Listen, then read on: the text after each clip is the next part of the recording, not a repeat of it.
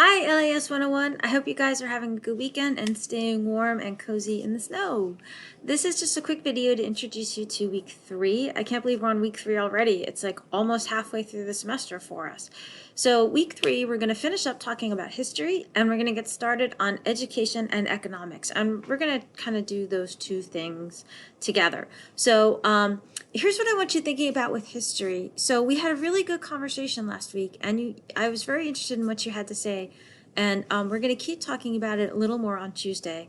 And what I'm thinking about is like, when we talk about history, we did some work looking at primary sources, digging into facts, and figuring out what we don't know, and thinking about just how much of American history, and especially the American history that is not about white people, how much of that history we really don't know. So to keep on with that idea of why history is important, I have a question for you. If you woke up tomorrow morning and you couldn't remember anything about your life, would you be you? Right? Like they make movies about this. Isn't there one with what's his name? Leonardo DiCaprio?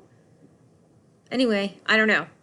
But I know they make movies about this where like if you forgot who you are, you wouldn't be you, right? So think about that, but then think about this as well. If let's say, okay, here's like kind of a crazy scenario. All right, so tonight, an evil magician comes to you. By the way, this is like the kind of thought experiment they do in philosophy classes. I don't know that we're going to get to philosophy, but this is like the kind of thinking philosophers do. So hang on for the ride. Okay, so an evil genius comes to your house tonight and says, tomorrow morning, you are going to wake up with no memory. Whoosh, I'm going to wipe away all your memory. But tonight, you can make a plan for how your memory is going to come back. And what are the 10 most important things that you want to be able to remember in order to be yourself? And I'm not thinking about like functional things, like you'd really want to remember how to tie your shoes. Like let's imagine that you still remember how to tie yourself. You tie your shoes, make a good marinara, and I don't know, play a video game, right? Not that kind of stuff, like, right? Not like basic functional things. Although I don't know if playing video games is basic functional, but not like that. But like for you to become you again, what are the 10 most important things that you would want to remember?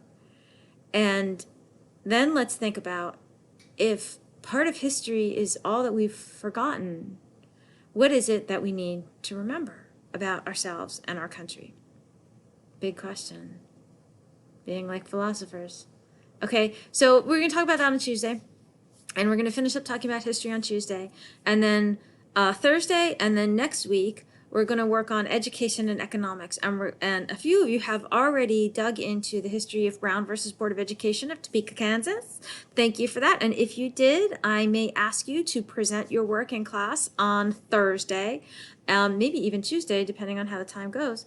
And we're going to start looking at segregation in education and the kind of impact that has on schools, on children, on our nation.